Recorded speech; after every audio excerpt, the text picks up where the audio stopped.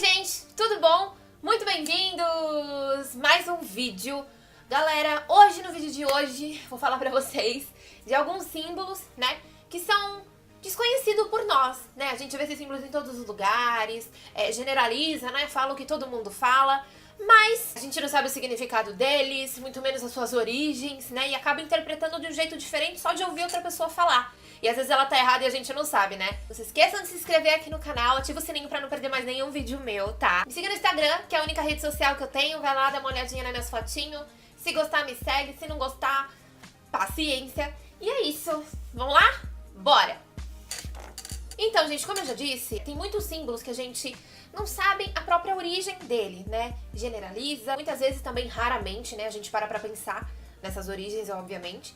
Mas também muitas vezes a gente interpreta, né, os significados de forma errada ou de forma diferente. É interessante, né, a gente descobrir os certos significados desses símbolos por conhecimento, né, gente? Vamos começar com o primeiro símbolo, que é a cruz vermelha. Gente, muita gente assimila a cruz vermelha como uma coisa ruim, ou sempre é hospital, ou sempre é alguma coisa de emergência, alguma coisa assim, né? E também parece muito, né, com a bandeira da Suíça. Assim, se você acha que o símbolo do Comitê Internacional da Cruz Vermelha é parecido com a bandeira da Suíça, você tá super certo, porque é. Então, assim, a ideia de criar uma organização que ajudaria as pessoas doentes e os feridos gratuitamente foi criada na Suíça. Mas também, no entanto, né, o símbolo não teve muito sucesso em outros países.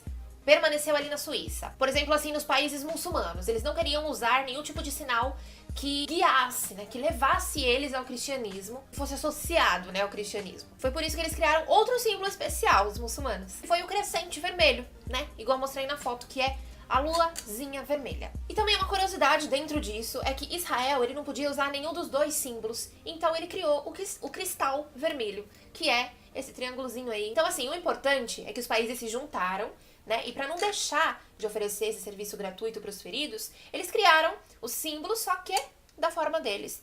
E eles estão ajudando do mesmo jeito e é especial do mesmo jeito. Parabéns a todo mundo! O segundo símbolo agora, a gente vai falar sobre crânio e ossos.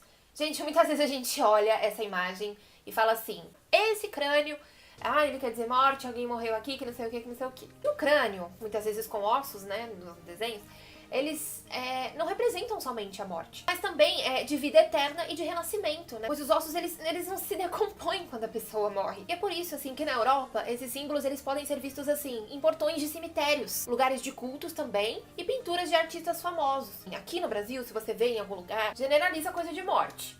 Mas, como na Europa, como eu acabei de dizer, isso significa renascimento, isso é muito legal. Tem um porém sobre tudo isso, né? Ao contrário do que todo mundo pensa, a gente também fala que essa caveira é símbolo de pirata. Mas não tem nada a ver com essa história. Pra falar a verdade, esse símbolo, ele foi criado, popularizado por Robert Louis. Então, assim, esse rapaz foi que criou o filme A Ilha do Tesouro, né? E popularizou esse símbolo e todo mundo começou a falar, nossa, símbolo dos piratas, porque esse filme fez muito sucesso, também tem livro.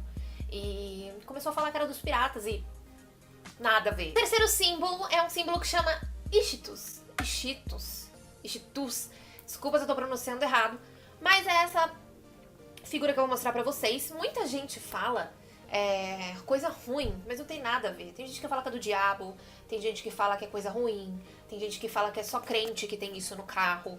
Mas não, gente, não. Vocês estão generalizando isso também. É um símbolo muito, muito, muito antigo de Cristo. O pôr do sol que eu mostrei pra vocês, que tem umas palavrinhas dentro desse peixinho, tá escrito, primeiras letrinhas dessa palavra, quer dizer, Jesus Cristo, Filho de Deus, Salvador. Que compõe essa palavra, né, como vocês estão vendo, que chama Ishoie, que em grego significa peixe, por isso o formato do peixinho. Vocês me perguntam, por que, Gabi? Por que eles não escrevem Jesus e tal? Porque durante os tempos, lá atrás, os cristãos, eles não podiam escrever o nome de Jesus abertamente, né, eles não podiam demonstrar, expor aquilo abertamente. É por isso que eles usavam essa palavra Ichthus, simbolizavam ele como um peixinho. O outro símbolo é esse símbolo que vocês estão vendo, que também é muito conhecido. O nome disso, gente, é Triquetra. É um símbolo de uma série de TV, né, que chama As Jovens Bruxas. E esse símbolo, gente, ele é muito antigo. Na Idade do Bronze, na Europa, ele sempre foi usado como objeto para mostrar a direção do Sol. Também as fases lunares, né, as fases da Lua, e os ciclos da natureza. Como esse símbolo era bem velho, para vocês terem uma noção, eles eram usados mais pelos escandinavos e os celtas, né? Não é o celta carro, não, pelo amor de Deus. É os celtas mesmo, o nome dos povos antigos aí. O quinto símbolo são os anéis olímpicos, também muito conhecidos, muita gente não sabe o que é, muita gente sabe o que é, mas também muita gente não sabe o que é. Eu não sabia, tá, gente? Eu sou meio burrinha, assim, e tal. Então, pra você que não sabe, os anéis olímpicos, eles significam... as cores, né? Significam os 5 continentes do mundo. O amarelo é da Ásia, o vermelho é da América, o preto é a África, o azul é a Austrália e o verde é a Europa. Porém, o cofundador dos Jogos Olímpicos, o famoso Barão Pierre de Coubertin, que eu não sei falar o nome, não pretendia esse significado, ele queria mudar, entendeu? Mas assim, de fato, o objetivo desses símbolos, você pode compor, né, a bandeira de todos os países com as cores dos anéis. A cor branca de fundo, por isso a escolha de todas essas cores, assim, pra contrastar com o fundo branco, também é interessante. O sexto símbolo é o Hamsa. Eu ia tatuar uma mão dessa nas minhas costas aqui, como todo mundo já fez, né, aquela modinha, mas... eu nem sabia o significado, eu só acho lindo, né? Eu acho linda a tatuagem de quem tem. Eu não fiz porque resolvi fazer outra, mas não vem ao caso, né, merda? Hamsa, não sei se é assim que pronuncia também, desculpa se eu estiver pronunciando errado. É um amuleto, né? Também conhecido como a mão de Fátima. Muito popular, assim, mais nas culturas judaicas e árabes. E provavelmente existe uma conexão entre o Hamsa e o amuleto de Manopantea, né? Da Idade Antiga. Encontrar lá na Roma Antiga. O símbolo, ele apareceu bem mais tarde no cristianismo, bem mais... moderno, se transformou simplesmente em um símbolo de bênção, né? Então, significa muito, principalmente para os cristãos. O sétimo símbolo eu amei, assim, adorei, eu nem sabia que existia um significado próprio só pra isso. Os mastros de barbearias. Gente, você achou que tinha um significado pra esse negocinho azul e vermelho? O fofinho que fica nas barbearias, é muito bonitinho, não é só decoração, tem um significado. Como vocês sabem, os mastros são esses negócios que parecem um pirulitinho, né? Um pirulito colorido, azul, vermelho e branco. É muito comum nas barbearias da Europa, América também e alguns países asiáticos. Porque assim, gente, no passado, os barbeiros, eles costumavam realizar muitas atividades referentes à medicina, né? Eles podiam fazer sangrias, né? Ou até remover dente dos clientes, né? Então, eles quiseram criar um símbolo, né, pra isso. A cor vermelha do mastro significa o sangue, a cor branca simbolizava os curativos. Depois de um tempo, eles começaram a adicionar a cor azul, pra não ficar igual a cruz vermelha, por exemplo, só branco e vermelho, eles colocaram azul ali pra ficar um pouquinho mais bonitinho, pensar mais na estética. Gente, eu tô de cara no chão, porque eu nem sabia disso, adorei. Eu tô apaixonada. É bem gringo, né? É óbvio, o Brasil sempre copia. Óbvio. O oitavo símbolo são os naipes do baralho. Gente, eu amo jogar baralho, eu amo jogar truco. É um jogo que eu jogo com a minha família que chama pontinho. É tipo pife, buraco. Tô jogando tudo, entendeu? E assim, gente, os naipes, eles são imagens, assim, estilizadas, né? Cada um tem o seu significado, obviamente, só que eu tenho certeza que ninguém sabe. O único significado que eu sei, que eu sabia, por exemplo, antes de ler a matéria, era que paus é árvore, ouro, triângulo, losango, né? Copas, coração, amorzinho e espada... espada. As cartas de jogos, elas começaram a ir pra Europa depois que elas começaram a passar pela China. E assim, esses objetos, eles representavam prioridades, né? Principalmente nesses dois países que eu acabei de falar. Os floretários, né? Como eles chamavam na época, que é o paus, o símbolo de paus, bastões, né, que é esse bastão aí, esse tronco que parece não sei o quê. Os comerciantes, que é o símbolo de ouros, o losango.